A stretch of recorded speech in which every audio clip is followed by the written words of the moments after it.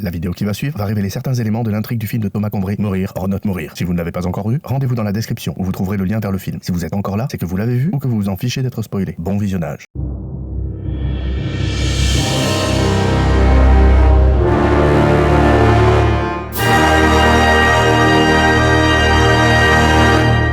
Aujourd'hui, on va abattre Lou Howard. Dans le film de Thomas Combré, Mourir or not mourir, c'est probablement la mise à mort qui pour moi est la plus brutale de toutes. Pas spécialement pour son côté gore, c'est d'ailleurs probablement une des moins sanguinolentes de toutes, mais plutôt pour l'ambiance qui règne pendant la scène.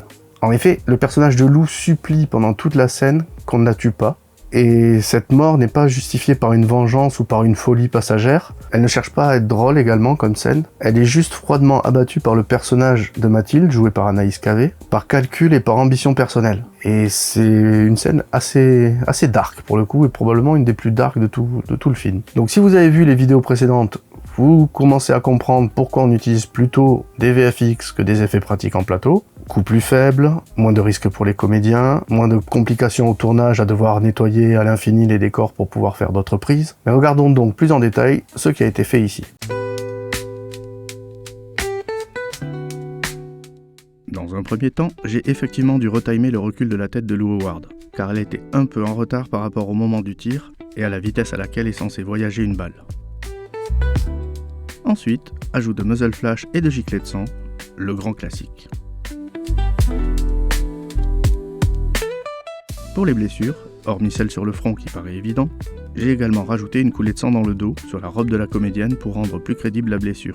Ça se remarque à peine dans le plan, mais je tiens à ce genre de petits détails pour augmenter le réalisme de l'effet.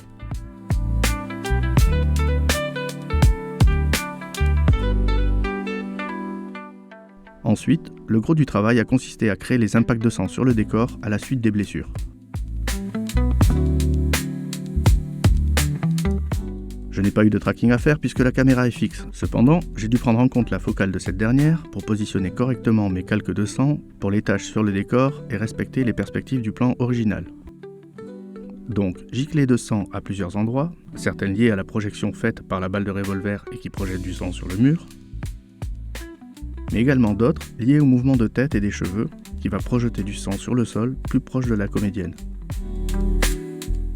Et enfin, encore un petit détail avec une flaque de sang qui s'agrandit au fur et à mesure vraiment proche de Lou et que j'imagine être causée par la chevelure ensanglantée qui goutte petit à petit au sol.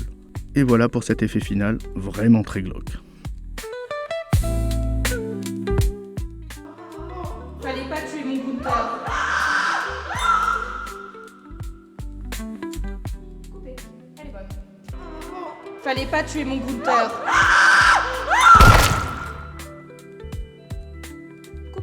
Elle est bonne. Voilà qui conclut ce 12e épisode des effets spéciaux de Mourir or not mourir. Dans le prochain épisode, je ne vais tuer personne encore une fois. En tout cas, pas dans le champ de la caméra. Si vous avez aimé cette vidéo, partagez-la autour de vous et donnez votre avis dans les commentaires. Et surtout, pensez à vous abonner à la chaîne pour ne rien manquer des prochaines vidéos concernant les VFX de Mourir or not mourir. Vous pouvez également vous rendre sur cette playlist pour voir tous les épisodes de cette série qui sont déjà sortis. A bientôt sur Benscraft.